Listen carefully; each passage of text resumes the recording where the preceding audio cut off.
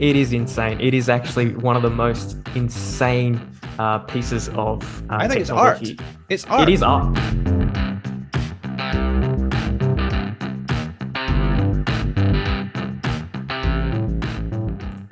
All right, do you want to do the intro? No, I'm not very good at it. Go for it. Well, I'm not very good at it. All right. Hi, everyone. It's Bitcoin Brendo here. I've got stacking hats. Again, we are 2-bit idiots. Tonight, we are lucky enough to have Ketan from Ministry of Nodes joining us. Hi, Ketan. G'day. How are you, mate? Awesome. Stoked that you're here. Appreciate you coming on, mate. Yeah. Before we sort of get into what this pod's about, do you want to sort of give us a quick little background about, I guess, what you do in the Bitcoin space? Yeah. So basically, I run this educational piece called the Ministry of Nodes. We do one-on-one consulting sessions. We do YouTube video guides and write up articles and those sorts of things. And I built it up with one of my mates. His name is Stefan Livera. He's a prominent podcaster in the space. So he and I just decided, you know what, we want to start educating more people about it. So this is our best effort of doing that. Yeah, excellent. So on Stefan, is it a bit more difficult now that he's skipped town? Yeah, look, I think because we are natively online all the time, it's not that difficult. But yeah, the time zones do get a bit annoying. And, you know, I mean, he's off doing his own thing now. I think he's spread his wings and he's flown off. I don't know if he's going to ever come back. I speak to him still every day, mate. We're still in contact. Yeah, cool. That's awesome. Basically, the purpose of this one then, Ketan, is so Brenda wants to do a glossary, right? So I've been here since 15, 16. You've been here since about 2020. Yeah. So obviously, I've been doing a bit of hand-holding on the way. I'm no expert, but I've been doing a little bit of hand-holding. That's been helpful. But what you said to me was that it'd been really helpful if I just had something to relate back to that I could do in my own time. Like a simple glossary. There are a lot of things thrown around, a lot of terms thrown around that from a layperson they just wouldn't understand. Yeah. So we're going to throw some terms at you this evening, if that's okay. And we don't want to go too deep on them, but by all means, you go where you like. But what I want to do is be able to actually break this pod down into, at 2 minutes 20, we're talking about this, but at 5 minutes 60, 5 minutes 35, we're talking about this. Yeah. And then people can, we've all had the experience of feeling a bit stupid. So if there's somewhere for somebody to relate and they can just go straight to the answer, that would be awesome. So we're gonna throw over to you to be our expert for the evening, if that's okay. We'd really appreciate it. Perfect. All right, what do we start with? Well, what is Bitcoin? What is Bitcoin? Let's go there. All right. Well, Bitcoin is a new form of money that is natively digital. It has no central authority. There's no central bank. There's no bank involved. And the transactions are completely peer-to-peer. So you can send money directly from my wallet to your wallet in a decentralized, trustless fashion. And I think it's an idea whose time has definitely come. So that is kind of a brief primer onto what Bitcoin is. There's obviously more to it than that, but basically that's it. That's pretty good. Yeah. Okay. So how many of them are there? How many Bitcoins are there? So one of the key features of Bitcoin, alongside its decentralization properties, is the fact that there is what's known as a hard cap. Now, the hard cap is there will never be more than 21 million coins on issue. That has been baked in since its inception. That basically means that it is inflation resistant. So at the moment there is inflation, but it tapers off in the year 2140. You and I will all be dead by then, unless there's some life-changing technology, which is quite possible. Who knows? But by 2140, we expect all coins, all 21, to be minted and out in circulation, at which point it will cease to create more new coins. So right now I'm right in saying we're about 18.8 million are already in circulation, a little bit more already in circulation. That is correct. So we've got another 2 million-ish or 1.5 million-ish to go. Yeah, that's right. It's a very slow cycle. So the way that it works is when Bitcoin first started, it released 50 Bitcoins per 10 minutes. And that then halved and will keep halving roughly every 4 years. And that's what's known as, I guess, the halvening or the halving. We still haven't got consensus on whether we call it halvening or halving. But I think it's halving. I think it is halving. I'm halving as well. So we're all in agreement. That's good. All right. Okay. Well, yeah. So we're going with halving. And basically that's what happens every roughly 4 years. But in block terms, that is 210,000 blocks. That the supply will go from 50 to 25, which then goes to 12.5, and now we are currently in the 6.25 epoch per block. Per block. And each block comes out roughly 10 minutes. Every 10 minutes. Yeah. Okay, so somebody sitting there is thinking, okay, but there's 7.8 billion people in the world, and there can only ever be 21 million Bitcoin. How can we all have one? That is a great question. And one of the things that Bitcoin is able to do is it is able to be divided up to 8 decimal places. So in Australian dollars, we have 2 decimal places, like $2.50, so 50. In Bitcoin, we can have 8 decimal places. So that would mean that we have 0.000000001 of a Bitcoin. That is known as a Satoshi, or colloquially, it's called a sat. So you can have 300 sats, you can have 500 sats, you can have 1 million sats, and then 100 million sats would be asking for one whole Bitcoin. That is what that would represent. So that's the conversion rates. Yeah, I think conceptually for a lot of normies, that's a hard concept to get your head around, because they're still in the one Bitcoin is one Bitcoin and I can only buy one Bitcoin. I had a conversation with someone today who has bought all these other shitcoins purely because she wanted more of, like, as many of these things as she could get, and she didn't want to get a fraction of a Bitcoin. And that's quite a hurdle to get over, I think, for a lot of people. Yeah. So this is called what's known as unit bias. And basically you think to yourself, oh, look, this coin's cheaper.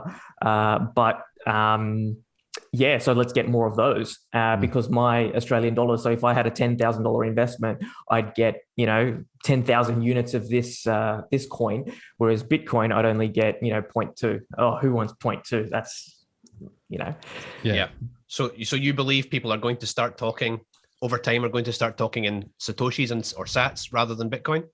I hope so. I think that is looking like where the standard is going. And so people are, particularly when they're raising invoices and asking for pricing things, they are pricing things in sats and saying, look, I'll open up have a 500 sats or 2,000 sats or 200,000 sats. It's just going to be, hopefully it will become the norm to just say that. Yeah. Yeah. So simply what we're saying is we have dollars and cents, we have Bitcoin and Satoshis. Yes. Conceptually. Bingo. Yeah. Conceptually. Let's just very quickly tell people why they're called Satoshis. Well, yes. The Satoshi is the anonymous creator of Bitcoin. We don't know who he is. There's no identity to him or her. So we don't, or group of people, we don't know. And so that is what it has been sort of named after. Some people have a problem with it, some people don't. And so that's why some people just refer to it as sats, trying to move away from appealing to an authority, which is something that we tend not to do in Bitcoin. We try and be our self-sovereign individuals, and we don't appeal to authority. And that's one of the key principles around Bitcoin as well. So that's, some people have a problem with naming it Satoshi. So now we've just gone with sats. Gotcha. That's part of the magic of Bitcoin, though, is the fact that Satoshi is no longer really And so it really drives home how decentralized it Yeah, really is. And nobody there- controls it. Nobody owns it. That's right. There is no central point of authority that speaks for Bitcoin. Yes. Yeah, it's a competition for ideas, and the best ideas win, essentially. That's correct. That is how, yes, it generally tends to work. It is a competition of the best ideas, and it takes those ideas, and if it wins, it gets implemented into the Bitcoin network for everybody to utilize. Yeah. And that's how the development of it works. Perfect. So there's another term, Ketan, HODLers. What's a HODLer? And where did it originate? Yeah, so there was a post on Reddit many years ago. I think this gentleman must have been on the source when he typed this up, but he basically made a typo, and instead of holder, he just said HODLer.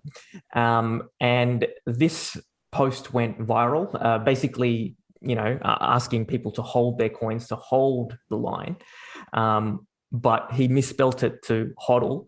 And so now anyone who holds Bitcoin is colloquially known as a HODLer. And so that's what a HODLer is. But that also became sort of hold on for dear life, right? I don't actually know where that transition happened.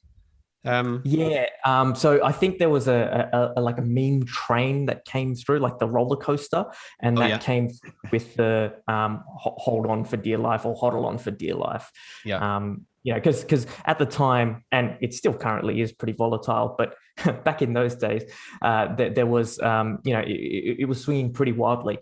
I remember when I first saw Bitcoin, it was $36. And it went up quickly. It went up real quickly. And then when I jumped on board, I thought, man, I got ripped off. I'm going to get absolutely dumped on here. But then it went and continued going up. And then this huge crash. And we've had history of that going for many years now. So, I mean, for all that, all the hardcore Bitcoiner believes the Bitcoin is going to be, maybe the currency of the world, it is not logical to expect anything to go up in a straight line, even if it gets there, or it's not going to go up in a straight line. So there will always be periods of volatility, but probably that volatility will lessen as time goes on. Would you agree with that? I would hope so. And I would think so. As this, sailboat that we're using right now turns into a larger ship, then we can sort of weather storms, and it becomes very difficult for one single entity to come in and just dump. But that will hopefully, sort itself out over time. But the long-term trend, if you look at it, is looking like it's going up, and I think that is because there is a strict supply, or a well-known schedule of issuance. And so that is really what is driving this increasing demand, particularly in a world that seems to be printing more money. And, in that context, it's coming out to be, quite true. So I guess in this environment, there are more and more altcoins or different cryptocurrencies. Can you kind of speak to, I guess, obviously not specifically, but what they are or how Bitcoin actually differs from all of them? Yeah, so altcoins are basically a fork of Bitcoin. Generally, well, some of them are a fork, some of them aren't. But basically, they are another form of, say, currency that someone has tweaked a little bit and then thrown out to the world, depending on some sort of ideology that they've had. So, for example, I'll look at Litecoin. The only thing that Litecoin has changed is the supply. So they're thinking, okay, well, if Bitcoin is gold, then hey, Litecoin's the silver. And so they've changed the supply to I think it's 84 million, and then thrown that out in the world.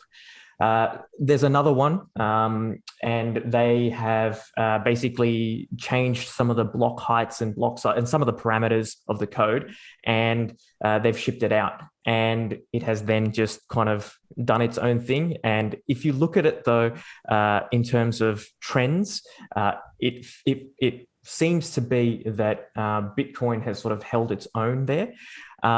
And it's something that can't be replicated because we've, for the first time in the history of humanity, we've created digital scarcity.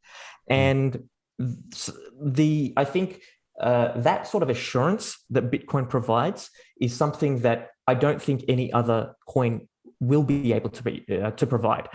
It has a long-standing track record of sticking to its principles. It's got a supply schedule that has never been tampered with since its inception. It has not been pre-mined. No one has sort of spruiked it. No one has sort of tinkered with the variables to the point where it's unrecognizable. And so this is why I think that Bitcoin is something that is special.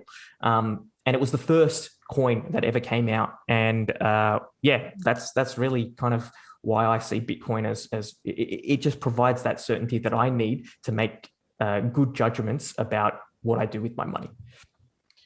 And Bitcoin is, as we previously discussed, sort of controlled by no one or everyone, if you like, whereas all of these altcoins are an idea from a person or an organization. So that person or organization is a vulnerability to good or bad intentions. That is correct. So there is this idea that there is a central figurehead, so to speak, for some of these. Well, all of these altcoins will have some form of, figurehead that dictates what the rules or influences what the rules could be into the future. With Bitcoin, that is somewhat mute. Okay, so you get the term altcoin, but you also sometimes will hear the term stablecoin. How does that differ from an altcoin, or does it differ from an altcoin? So stablecoins are basically coins that represent a national currency, but in a more crypto-friendly way. It's usually for those who wish to trade. Now, for me personally, I don't recommend that you go around trading Bitcoins actively, trying to create a fiat dollar profit. But if that is something that some people wish to do, then they can use what's known as a stable coin to get in and out of periods of volatility to Bitcoin. So, typically what this is really just a coin that represents, say, for example, the US dollar. So one tether is one of those stable coins would equal $1. But sometimes those have problems in itself. The network could crash. They might not be backed fully. There are problems with holding that sort of stable coin.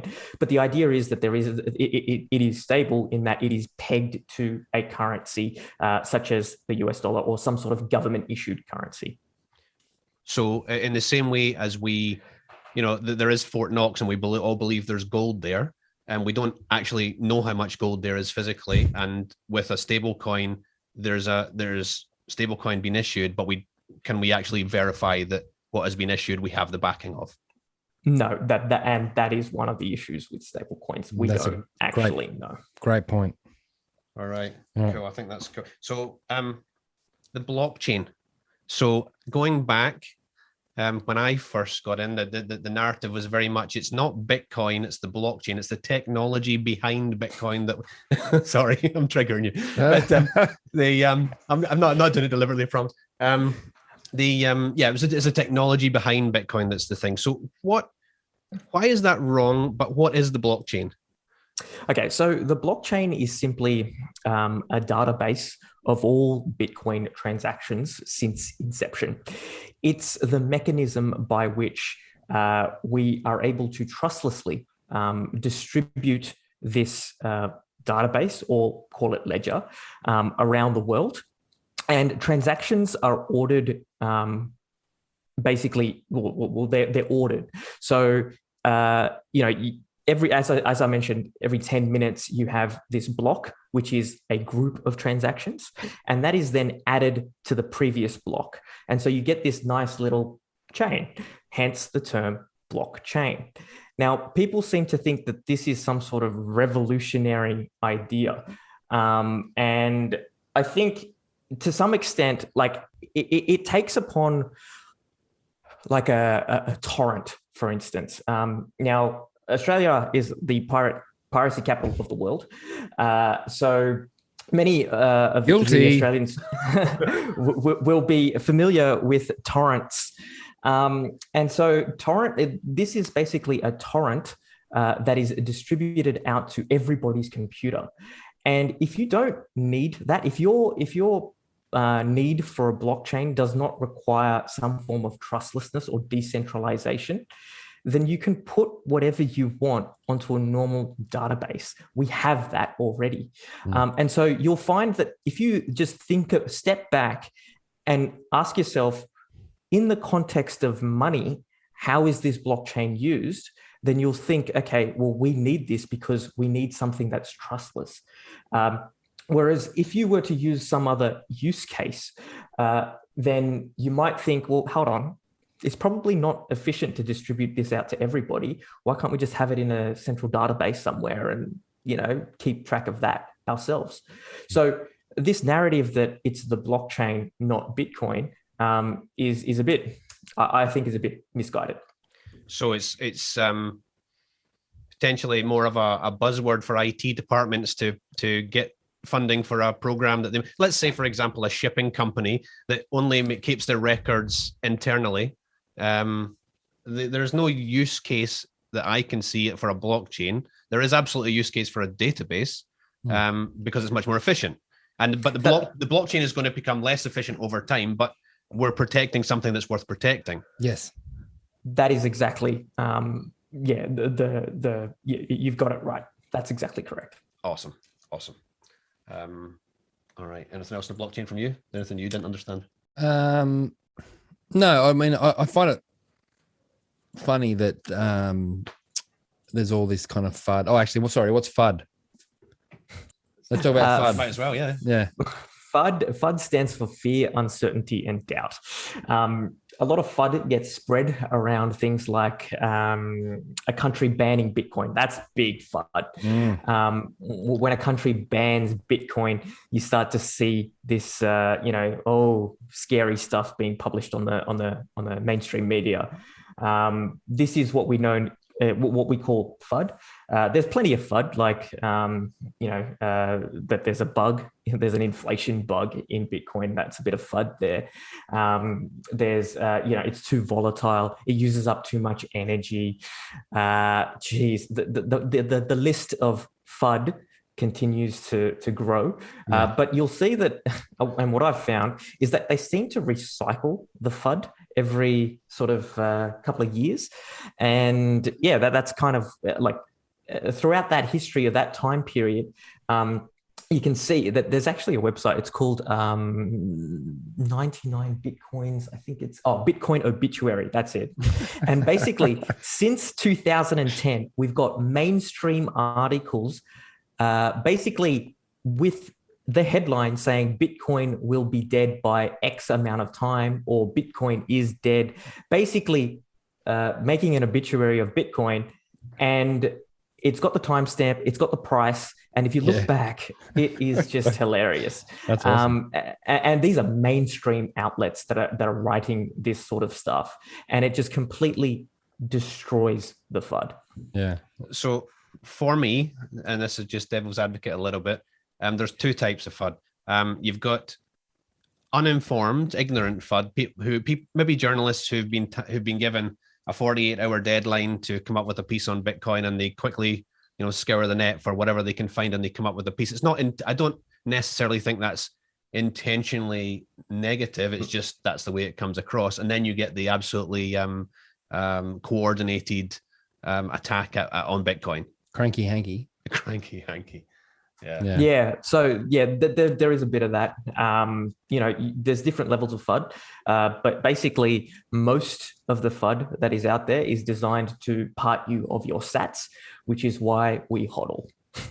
Yeah. What I was going to say about the FUD thing too is that I love that the blockchain is so transparent. Like everything is there for anyone to see, and yet what's constantly pushed is that we're shadowy supercoders that are trading in the dark and all that kind of stuff. So that's an interesting one. The irony is, if you look at, say, for example, if you wanted to audit the Fed, so to speak, there's it is almost impossible to get that done. It's all behind closed doors. There's nothing open or transparent about how the US dollar works or the Australian dollar works.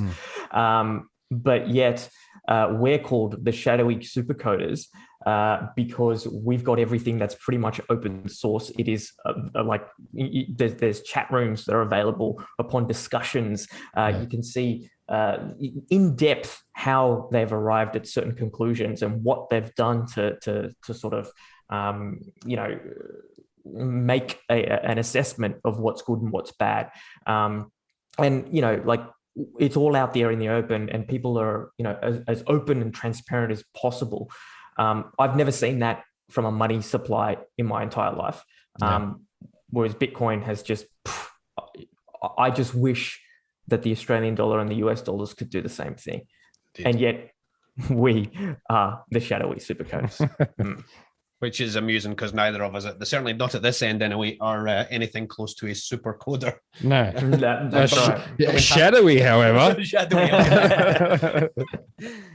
All right. So what I've got in my list here is what are confirmations, but let's just go back slightly on that if we can, because there was a big debate going back to 2017 time about the speed of Bitcoin, how quickly Bitcoin transactions are processed, and if you can't do it fast enough, you'll never be able to buy a coffee. So can you go into sort of slightly into that debate and then also talk about the confirmations, because they sort of come together, I think. Yeah. Okay. So one of the I guess the concerns is that we needed to every 10 minutes the block contains a number of transactions. There's not an infinite amount of transactions that you can put into one block. It is actually it is a very small amount. It is literally 1 megabyte, and that will hold roughly about I'm going to say 2,000 to 3,000 to 4,000 transactions in that vicinity, right? And so people were concerned that, okay, if this is going to be a massive global, currency that's going to be adopted and everyone's going to be buying coffee with it, how does this scale? Because, we've got this thing, who's going to wait 10 minutes, 20 minutes, 30 minutes just to get a coffee? Just doesn't make sense. So what was proposed was this idea of a block size increase, and that was quickly thwarted. And the reason that it was thwarted is because when you increase the block size, you also increase the size of the blockchain, and the blockchain is distributed on everybody's computer. Now, if I, as just a random dude, wanted to spin up and get those transactions and put them onto my hard drive, well, if there's an unlimited supply of or the supply of transactions that can be put through in a block, well, what does that do to the blockchain size? Do we even have enough hard drive space to be able to do that? And is it, is that even reasonable for the common person to do and to verify his own transactions using a Bitcoin node? And basically, we came to the conclusion that, hey, look, we need to scale this a different way. We can't just keep this blockchain completely bloated. There are other altcoins that have these bloated blockchains and no one can verify the coins of them. And so if that's going to be the monetary standard, I want to be able to verify my coins, and I want them to be confirmed by that particular network.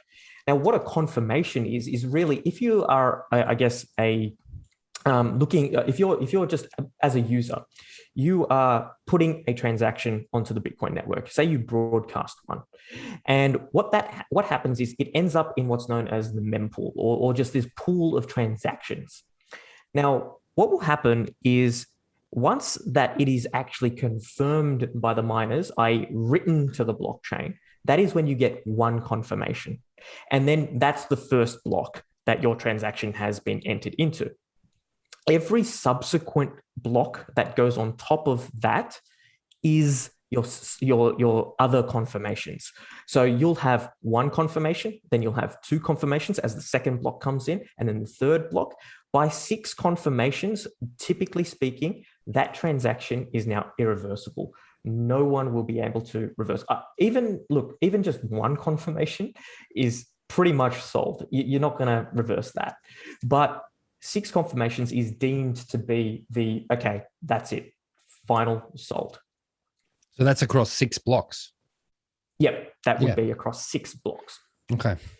So potentially with your average 10-minute block time, you're talking an hour on an average day. Whether it can be a couple, sometimes it'll be a couple of minutes, sometimes it'll be 45 minutes, but over time it averages out about 10.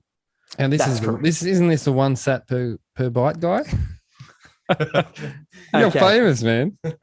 So the reason yes, I have famously tweeted out that I only do 1 sat per byte transactions. Whether that is going to eventuate or not, I can't predict the future. But if we are to scale Bitcoin into other layers and reduce the pressure that is on the main chain, over time, theoretically, I don't see any particular reason why we can't still have cheap transactions on the Bitcoin network if scaling continues to occur. Yes, there will be times of severe busyness, but then there will also be times where, not much is going on. And so I think at some point we will have to keep clearing those blocks. This is just an opinion only. This is not really, some sort of maths that I've worked out, but I'm hoping that 1 sat per byte transactions will continue to be confirmed. Hoping. Let's see what happens. Fight the good fight. So that being the case, there may be somebody still sitting there thinking, well, hang on a second.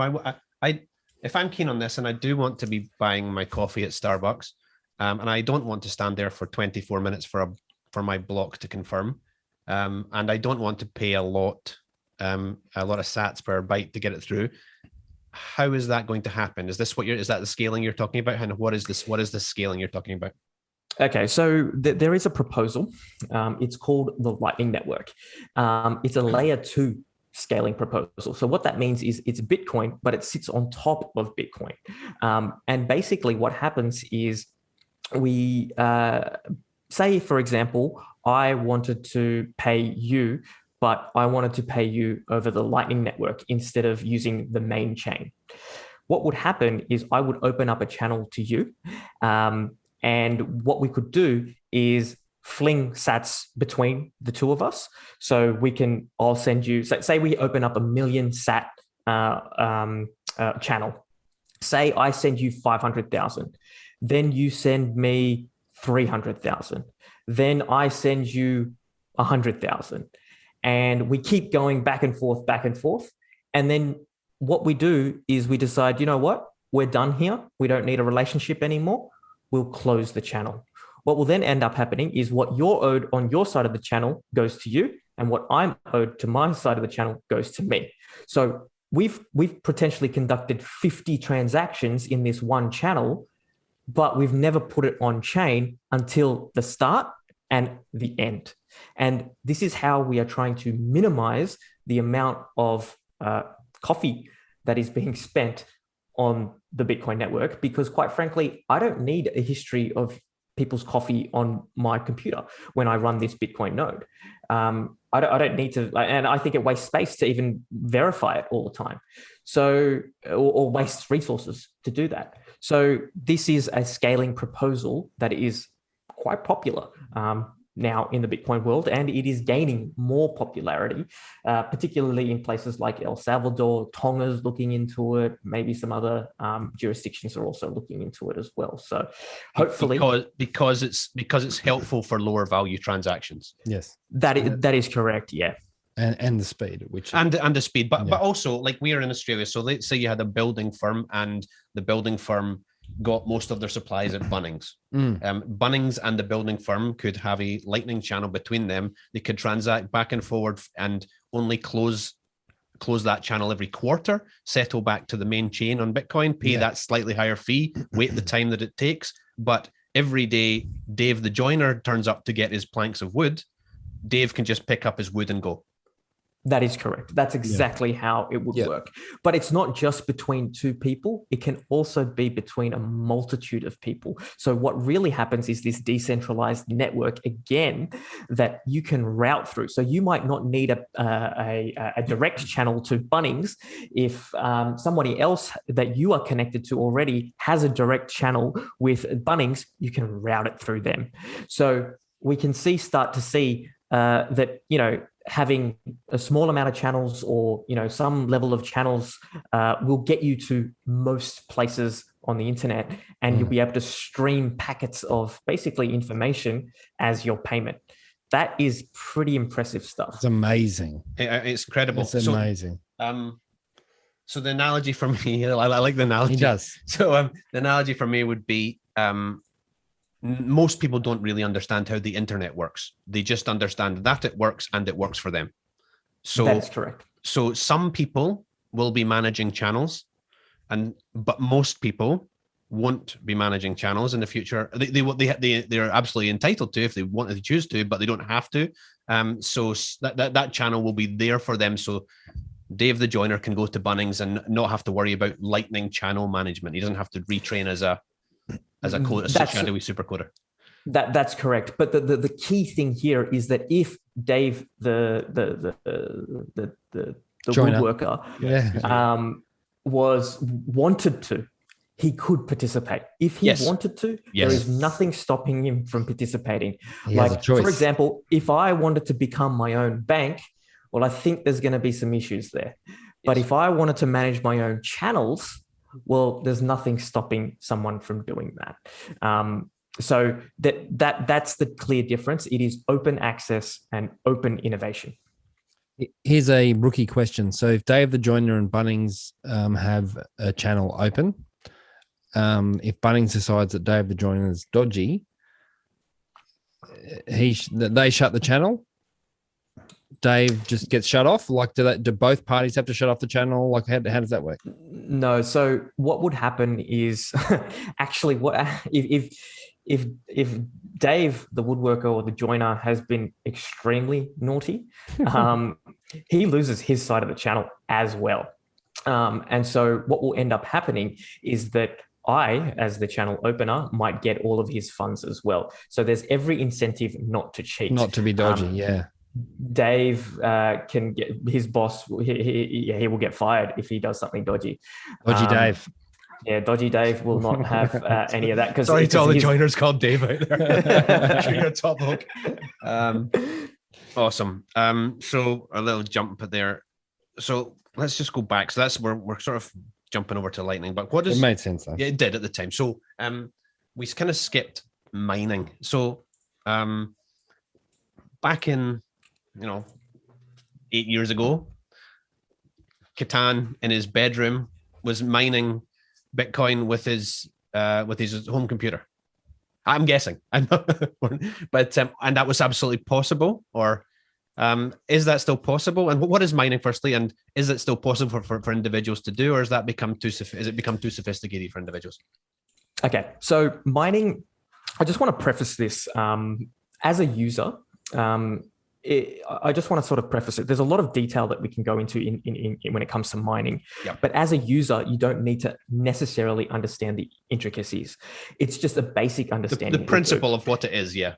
Exactly. So I think when it comes to, for example, like if just to give you an analogy, right? If you've got a car, to drive a car, you don't necessarily need to know the inner workings of the combustion exhaust mechanisms, right? You just need to learn how to drive the car.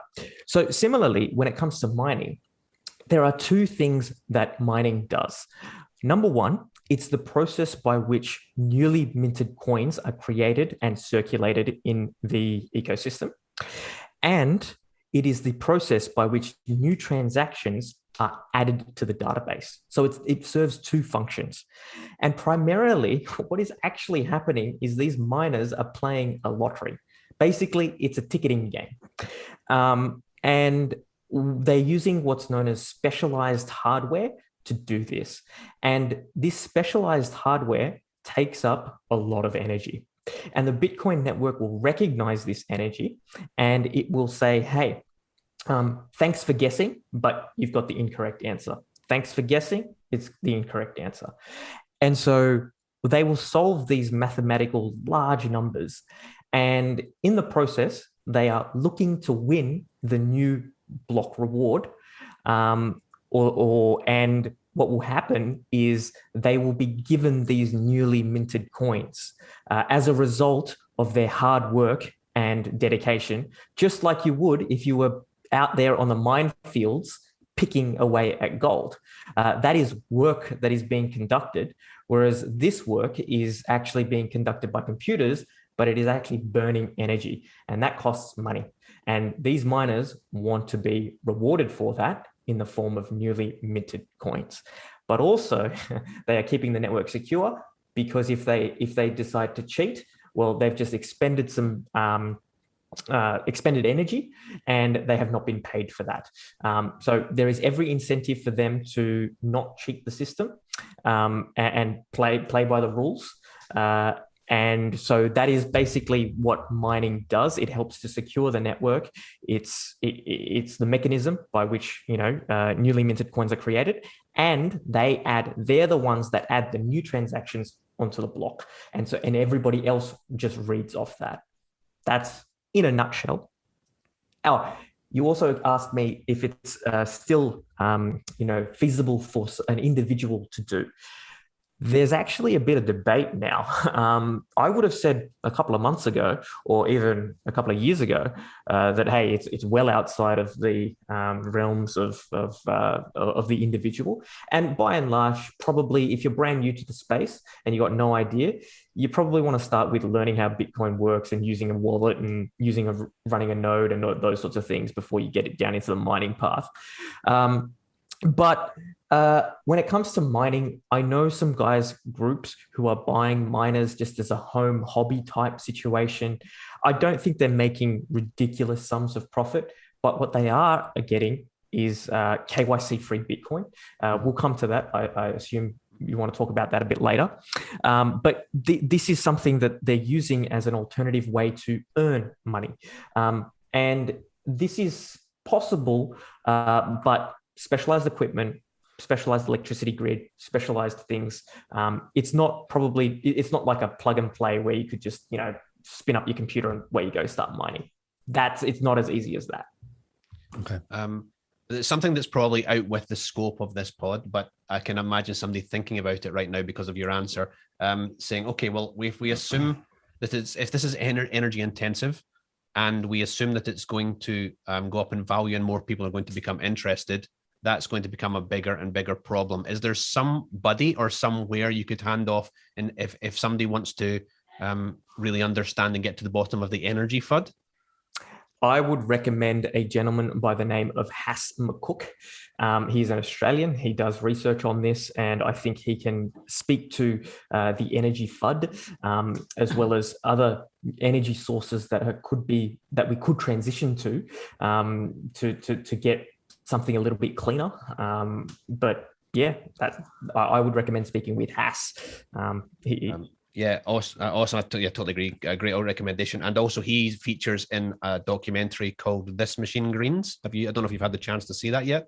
No, I haven't seen that one yet. If you get the chance, have a look. It's it's worth the watch for people, and Hass is in that too. So all right, Hass, if you're listening. Yeah. We'll see you next time.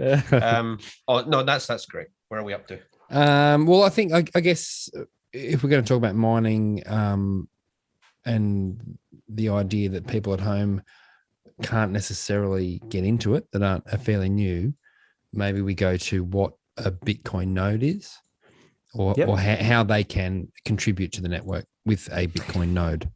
Yeah, so Bitcoin, a Bitcoin node is actually something to help you. It's actually it's more of a selfish act than actually contributing to the network, but it can be in the contribution of the network as a whole.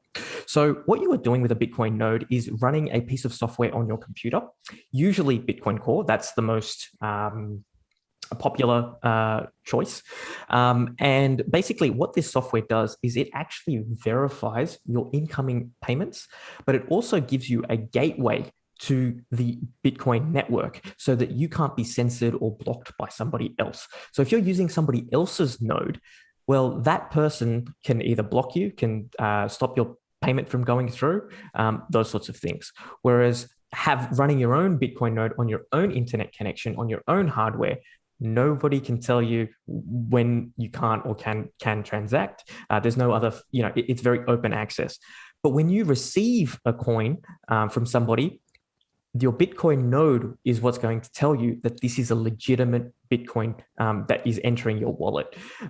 It's not going to be so say, for example, you have an altcoin that gets paid to a Bitcoin address. It will just go, yeah, shitcoin, and it will reject it. And so that is what a Bitcoin node does. It helps you to confirm that you actually hold Bitcoin, just like you would if there was some gold.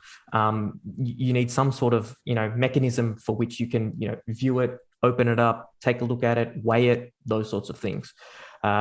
Similarly, in the digital realm, a Bitcoin node is how we verify our transactions. It's really, really important.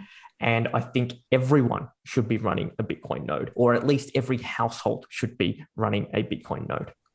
Yep. So if you, in the legacy world, if you try and make a transaction for something or your credit card or whatever, and your bank blocks the transaction, if you're running your own node in the Bitcoin network, you're in charge of your transactions and you decide where the money goes and when it goes. That is correct. That there is no one stopping you. There's no middle person that can stop that. There is nobody whatsoever. Once you put that out there and it is broadcast, and then it is confirmed, it's as good as gold. That transaction is never coming back. So there's also a responsibility, personal responsibility that comes into this equation as well then. Big personal responsibility. The thing is, and some people get scared by this, but Bitcoin transactions are absolutely irreversible. There is nothing that can reverse those transactions. If you make a mistake, I'm sorry for your loss. There is no call center. There is no government. There is no body to go up and call. There's no help desk saying, hey, I sent it to the wrong address. Can you just, nah, no chance. Sorry. So if Brendo and I were out for dinner and he paid for dinner, which is probably unlikely, but true. So he wanted to get some back, and I sent him some Bitcoin or some Sats over, and I inadvertently sent him too many. Because we knew each other, we could come to an agreement that he would send some back. But if we didn't know each other at all, tough luck. But if I'm the guy that doesn't want to pay for dinner, I'm unlikely to want to give you your Sats back. That is correct. But think about this in a business context as well. If you are doing business with somebody, and it's kind of like an eBay system as well. Do you know what I mean? Like, yeah, you've got these stars, you've got reputable sellers, you've got reputable buyers. And if something does go, I think, men can shake hands and say, hey, look, I overpaid here. Can you give me a refund? And I think that's going to happen. But the moment that someone goes, nah, screw you, it's mine now, well, your reputation's at stake as well. So yes, it's not just about the money. It's also about your reputation and how much business you think you're going to get in the future as a result of doing something shady like this. So it's not necessarily, that, it's irreversible completely. It's you also tarnish your own business name as well. So all I'm saying out there is act in good faith, people. Yes. You're being incentivized to do the right thing. That's right. And none of us are better than our incentives. Yes. That is exactly right. No worries. So if I wanted to send Bitcoin to you, and what would I require and how would I practically go about sending it to you? What do I require from you? Yes, you need what's known as a Bitcoin address. Yep. Now, they will look like a bunch of gibberish, but there's actually 3 types of Bitcoin gibberish, which is known as an address. Now, if you're going to send me Bitcoin, I'm going to have to give you what's known as a Bitcoin address, which is usually generated out of a Bitcoin wallet. And there's 3 types. There's one that starts with the number 1, called the legacy addresses. There's one that starts with the number 3, which is called like nested SegWit. And then there's a one that starts with BC1, and that is called native SegWit. That's the most recent form of Bitcoin addresses, which has lower transaction fees. It enables Lightning Network. And this is what sort of SegWit does. It allows for further scaling of Bitcoin transactions, making them smaller in size such that we can pump more transactions into that limited block space that we have. So that's what SegWit really aimed to do, but also to enable Lightning Network and those sorts of things as well. So you will typically be given a BC1 or you'll be giving out this BC1 address to whoever you want to pay you. So say, for example, you bought some Bitcoin from somebody or you bought it from an exchange. You'll say to them, hey, could you please pay me to this address? And it'll start with BC1 and then a bunch of gibberish.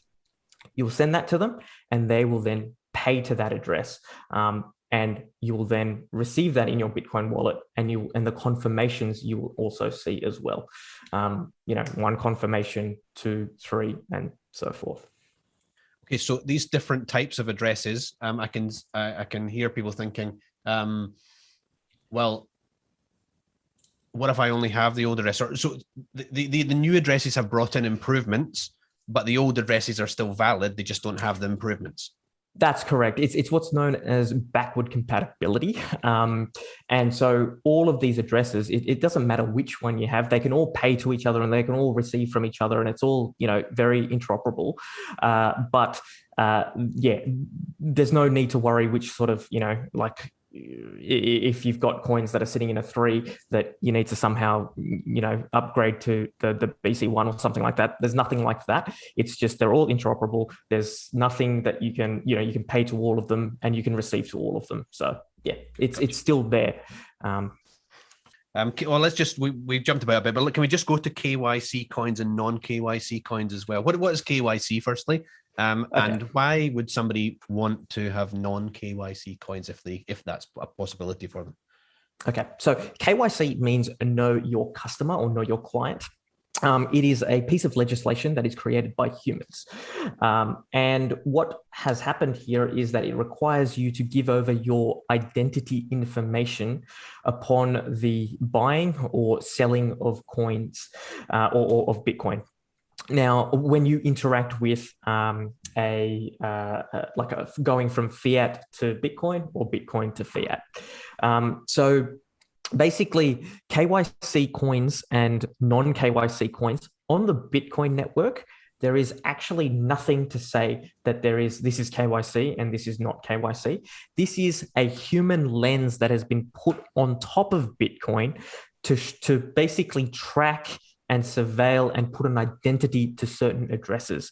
And that's what KYC coins pretty much are. But it is not necessarily on the network itself. It is just that if, for example, you have bought on an exchange and you've given away your identity information and you've told them, hey, this is the address that I want you to pay to, well, that's a starting point for analysis to occur on what you're doing with your coins and where they're going. That is just a starting point for them. They also have a permanent record of how much you bought, how much you've sold, how much, what date you sold them for, and the price. These are all records that are kept not on the Bitcoin database. They are a database outside of the actual Bitcoin network. Now, non-KYC coins are basically free of that information. And so what that means is there is no real identity tied to those coins from a human analytical perspective. We call it chain analysis, basically. And so that is really why you would want non-KYC coins. It's to preserve your privacy. Bitcoin is a very big, open, transparent ledger to which people are looking at. And as a result, people want to see that information of yours is valuable, but it's also private. So non-KYC coins are the best way of having coins that you can sort of preserve your privacy such that people can't invade in that regard. So there's two real key ways of getting non-KYC. You can get it through earning Bitcoin. I think that's the best way of getting Bitcoin. You sell your labor, you sell your goods, you sell your services, and people will pay you in Bitcoin. That is not necessarily KYC'd. The other way is through mining Bitcoin, which we discussed earlier. It is a little bit out of reach, but it can be done for the individual. And this is where people can start to acquire Bitcoins from a non-KYC perspective. So those are some of the reasons as to, what KYC is and what the situation is. So from a new person's perspective, if you don't own any Bitcoin at all and you're interested in having some and you think, oh, well, maybe I should get some non-KYC Bitcoin. Do you think that is something that a beginner should be thinking about at all? Or do you think it is a better idea? I mean, this is opinion rather than in fact, obviously, but is it a better idea just to go to an exchange, probably a Bitcoin only exchange, and buy them that way? What's your opinion on that? Why not both? So what you could do is you could say, okay, well, look, I'm finding it difficult to find non-KYC coins. So I might start building a stack here because no Bitcoin is worse than having KYC Bitcoin, but ideally you want non-KYC. So non-KYC may take you time to build up and time and effort and work and reward. Whereas if you want that instant investment, so to speak, then the best way, if you've got piles of cash just sitting around doing not a whole lot, then maybe you can park that into Bitcoin and use a KYC service. It really is up to you, though. You just have to think about what could eventuate. When you give away your identity information, are they keeping it safe? When you give away your identity information, what is being tracked and logged into the future? People will know that you have this amount of coin, and that could present a risk, maybe not today, but in 10, 15, 20, 30 years time, we're building a database of Bitcoiners. Is that a good thing? That's the question you need to ask yourself. If you think that is, that appetite is not there for you, then go non-KYC. But if you're thinking, okay, look, I'm just, it is what it is. I just want to get on board and I want to jump in, KYC. And there may be people thinking it's only people that are trying to do the wrong thing that are trying to hide their privacy. But just a very current example in the news, nothing to do with Bitcoin, was the Twitch leak. Yes. Just within the last couple of days. So all the top earners on Twitch, I think somebody's earning, now I shouldn't be quoting it, I guess, but $9 million over a 2-year period. No, that's fine. Like, people earn what they earn, and they earn, it makes no odds to me. But is it reasonable? That person has done nothing wrong. Is it reasonable that the rest of us know? And I shouldn't be sharing it, I guess. The rest of us know. Would you be comfortable with somebody knowing what you earned, or what you paid for your house, or what you how much money you gave your daughter for a pocket money, or whatever it is? So you don't have to necessarily be doing the wrong thing to want non-KYC Bitcoin. Yeah, good point. Or even just supporting a group or an organization that you think is doing good work. Like media outlets, alternative media outlets. You donate to them, and you like their content, but the mainstream narrative is a little bit different. And so they flag that. It's nothing wrong. It's just, do you really need that to be broadcast out to the world? So a KYC coins forever KYC'd. So if I actually bought them off an exchange, and then I decided to send some sats for the dinner that I skipped out on, is that still tracked? The way that it can work is that there is, when it comes to your KYC coins, there is a permanent record that is sitting there, okay, that you have bought these coins. So now a body could ask you, we see that you've bought these. What have you done with them? Where since? have they gone? Yeah. Where have they gone? What have they? Where is it? Yep. And you would have to either tell them the truth, or it is up to you what you want to do with your relationship with your authorities. So in that sense, they have a starting point. So irrespective of, you might rat your mate out and say, hey, look, I gave it to this guy.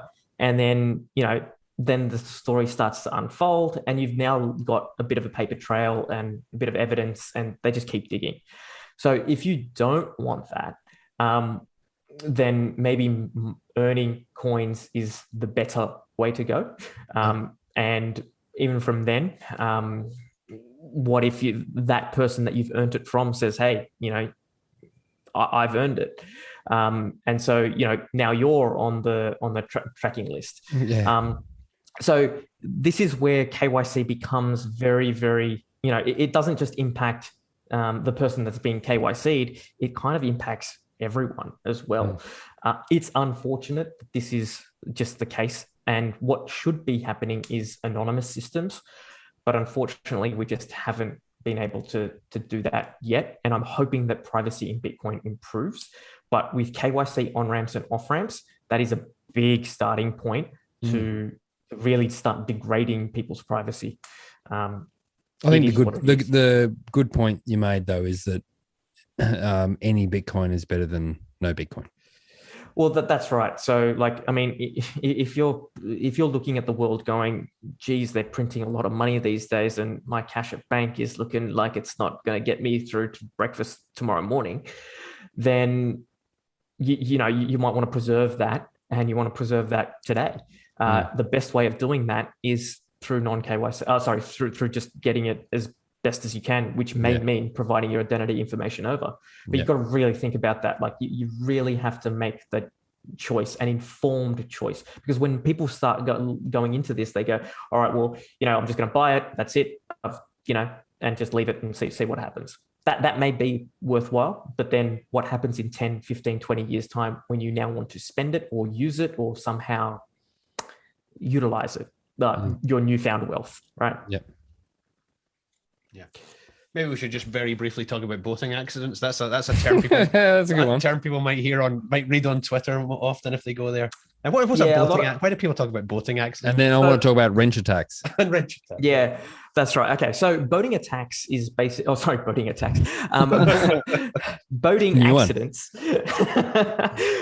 Boating accidents is basically saying that you have lost your keys to those coins, and you don't know where they are. I've lost them. I don't know if the government is probably going to accept, or whichever authority comes to you and says, where are your coins? I don't know if they will actually accept that. If a lot of people have started to, magically lose their coins, they might just say, hey, look, we deem that as a disposal. What date did you roughly lose them? And here's your bill. I don't know if that's the way that it's gone. Like January 2010. So yeah, look, I mean, based on your KYC information and what plausibly they could do, they might say, all right, well, we're going to peak because we don't like you. So they can, in this world that we're currently in, it seems like you don't even have bodily autonomy. What makes you think that you might have financial autonomy when things start to get a little bit hairier? So these are the things that you need to consider, unfortunately. And your wrench attack, you genuinely want to talk about the wrench attack? Yeah, sure. Why not?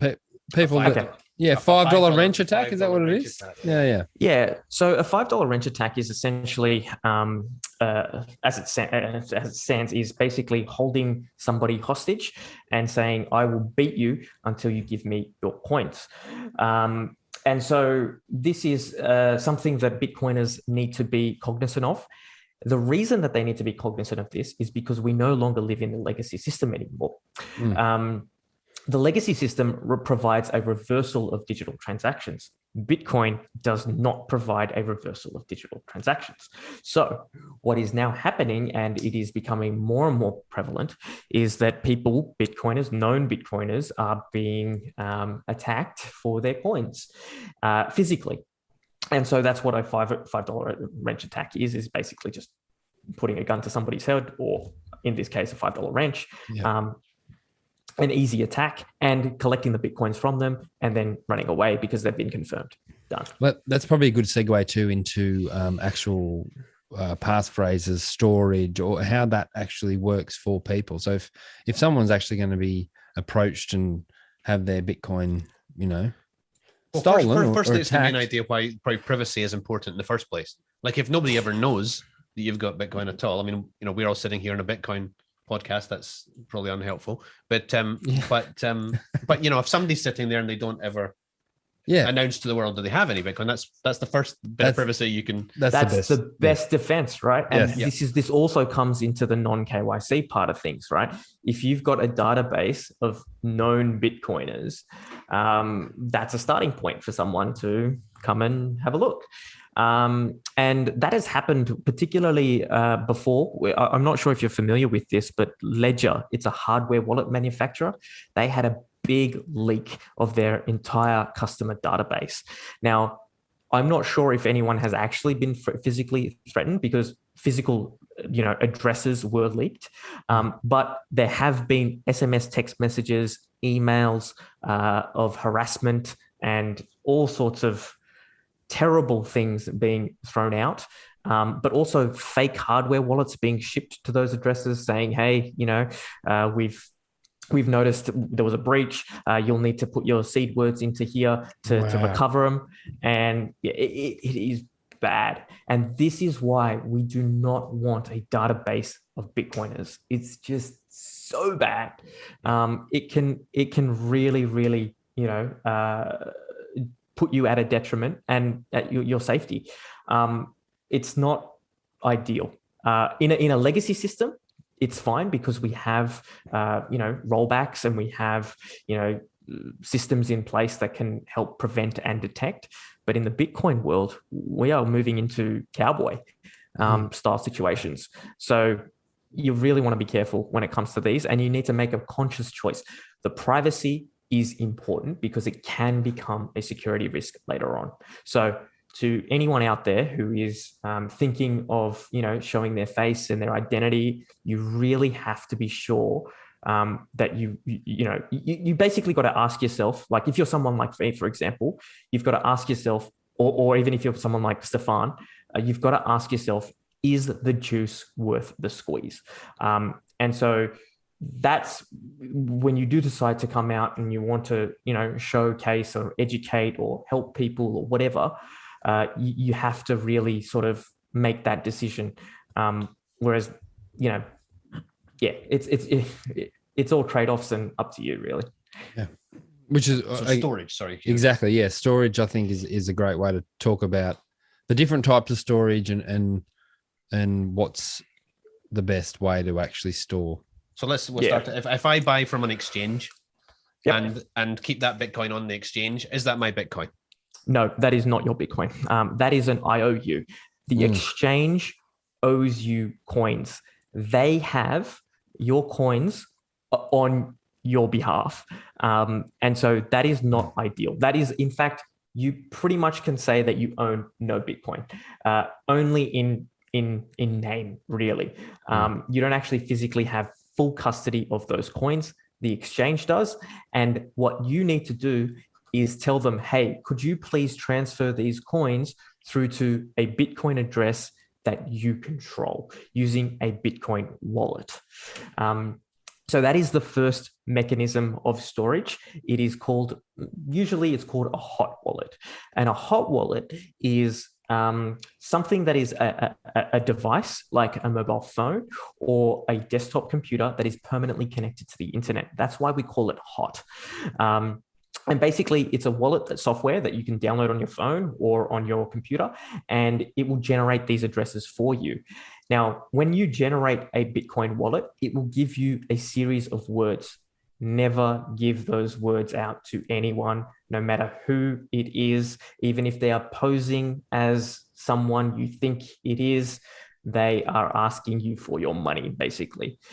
Never give out your seed words. These are words that there's usually 12 or 24 words that you are given at the start. Make sure you write them down, but not only write them down, put them onto a metal backup device. You can get them on various outlets. But what I am suggesting to you is if you are ordering these things online, do not use your home address to order devices and seed plates and those sorts of things. In Australia, we have parcel lockers. They are free from Australia Post. Make use of them. And so that preserves your privacy because you're giving away less information around where these coins could be stored. So that is the hot wallet. Now, Ketan, can I just interject there? Also, don't be taking a photograph of your words or storing them on the cloud anywhere. Yes, that's right. Don't be taking photos of them. Like, this is you literally have one job, and that is to protect your seed. It is just in more ways than one. That's right, in more ways than one. If you're a male, so this is something that you want to consider when doing your self-custody. The next part is to go to some sort of cold storage. Now, cold storage is a device, a specialized equipment. It's relatively cheap, and basically it allows you to keep your Bitcoin keys, the private key that accesses or enables you to spend the funds, on an offline device that is not permanently connected to the internet. This is considered a more ideal setup. Now, what you want to do is make sure that you are getting it from a legitimate reseller. Don't get it from Amazon. Don't get it from Facebook Marketplace. Don't get it from Gumtree. These are not places where you acquire hardware wallets. Go to the official vendor on their website. They may have resellers or those sorts of things, and make sure you get them from those places. Don't get them from some random back alley. So these are things that you probably want, or you could, if you're at a meetup, potentially there might be a representative of one of those stores there. You can buy it in person with cash, and that leaves no paper trail whatsoever. That's probably the best way. Now, when things open up again, you might be able to attend these Bitcoin meetups and say hello to people and meet with like-minded people. And this is where conversations start to happen. So I would strongly suggest that you attend one of those. And I know I'm getting a bit sidetracked, but back to cold storage. So now your cold storage device is something, again, that will generate you a seed. You will be able to get a wallet off that and give your addresses to whoever you need, or your public address to whoever you want to pay you. And you'll be able to see those funds hit your account. That's pretty much what it comes down to when it comes to storage. So one thing early on with my understanding of cold storage was that I thought what I'd be doing was actually transferring Bitcoin to cold storage, but it's not that, is it? You're actually signing the transactions with the device. Yes, you are. So Bitcoin does not live on the device. Okay. Bitcoin actually is on the network, but what that device has is what's known as a private key. And that private key allows you to unlock that coin and allows you to spend it to somebody else or to another address. Without that private key, you have absolutely zero chance of ever spending those coins. They are either lost or someone else has taken ownership of them. And they take ownership of them by collecting those or getting those words in that order. Yeah. So when you first generate that device, it will give you a series of words. Be sure to write them down in that order. Pay complete, total attention. This is what you need to protect. And so, yeah, they don't actually live on there. It's that big private key that lives on that device. Yeah. And that just allows you to unlock it and spend it. Yeah. So practically, if you were to lose the device, you were to buy a cold storage device, and you wrote down your key successfully, and you kept it well, and you then somehow lost your device, you could still access your Bitcoin through a new device just using the key that you had. 100%. There will, when you go into a brand new wallet, it will ask you, hey, what would you like to do? Would you like to create a new wallet, or would you like to restore an existing wallet? You're going to go down the path of restore an existing wallet, and you will then need to input those words back into the device. Do not ever put them onto a computer. Don't type them on there. If you've got a cold storage device, buy another one and put it back onto that cold storage device. So, and again, just as a practical level, it makes sense. You don't have to take all of your Bitcoin if you went to an exchange and you bought, $10,000 worth of Bitcoin, you transfer and you wanted to move that to cold storage. You don't have to do that in one movement. You can test it first, and then potentially, as long as you got the keys, try a new device, restore that wallet with on a new device, and just see that you've got it before you move, and fully understand it before you move anything, your big amount across. That's right. So I like to tell people, hey, start off with just protecting, $200 or something that you're okay with losing. Yep. So you might say, okay, well, I'm going to transfer $200 across first in that first address, and we're going to maybe wipe the device and see if we can restore it back. And then we will start to spend some coins. It's important. It's just as important to learn how to receive as it is to learn how to spend. Do not just sit there thinking, oh, I've received and that's it, I'm done. You really need to learn how to spend those coins. So what you could do is a self-spend, or you could send it to your best mate. You could send, $20 to him, $20 to someone else.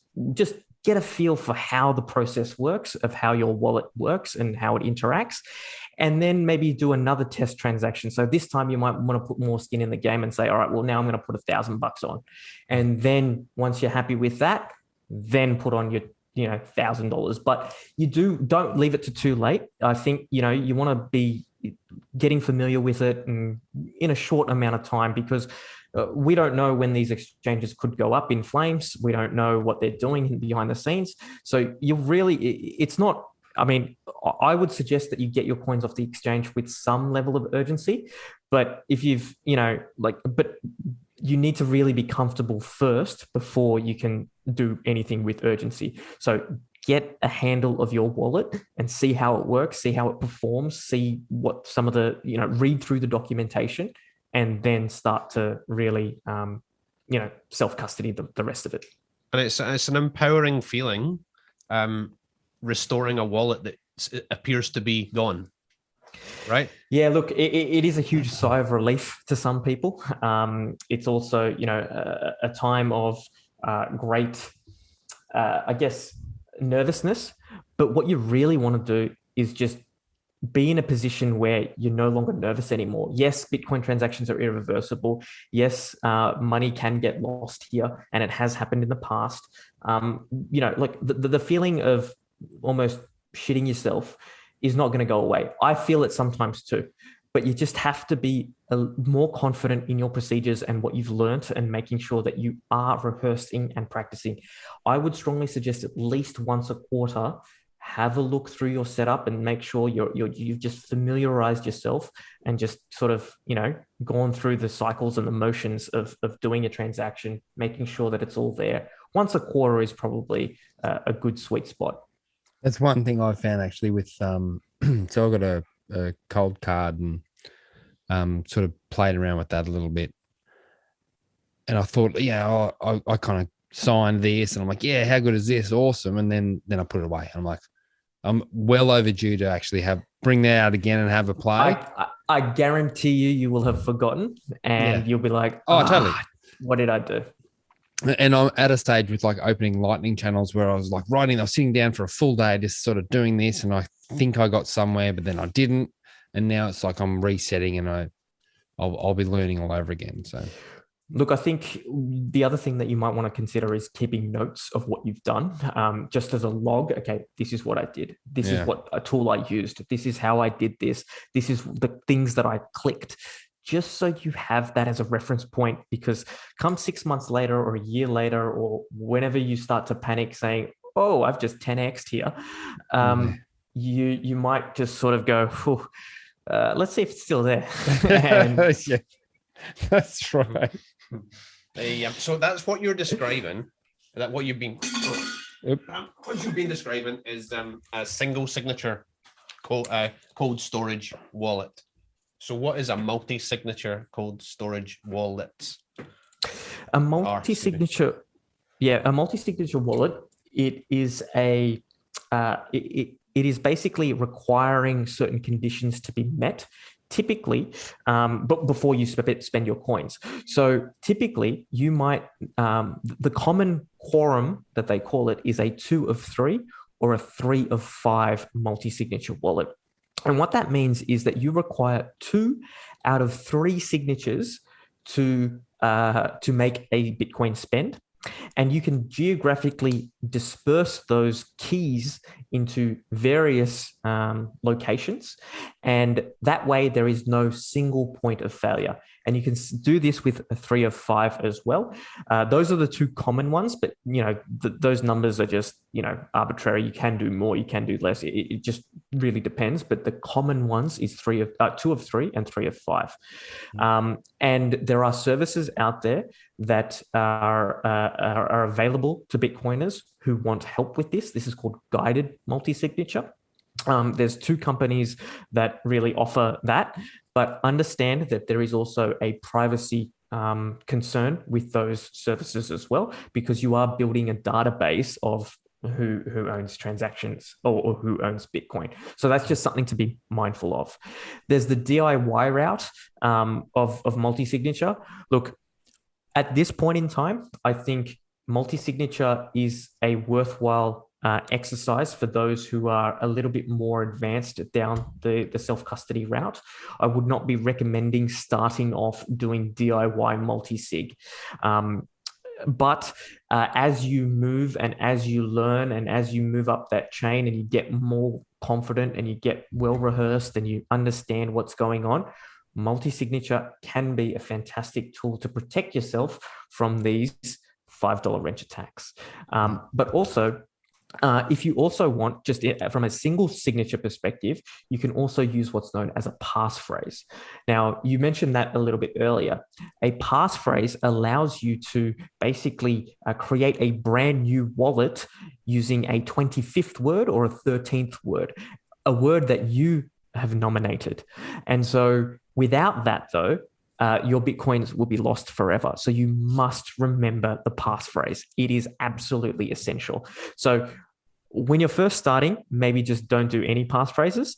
And then when you're getting more comfortable, start one with a passphrase and then look into multi-signature wallets as well. So that's the journey of self-custody as it starts to go. You start off with a mobile phone, then you might do a desktop wallet, then you might do a cold storage device like a hardware wallet, then you'll add a passphrase to that, then you'll go into multi-sig. And so that's the natural progression of self-custody. Yeah, it's absolutely fine for people to make that progression and at their own pace. In fact, it's probably preferable. You would rather somebody, as you said before, have some Bitcoin than no Bitcoin and then work their way through the security of it. And, as the value goes up, so should your focus on your security.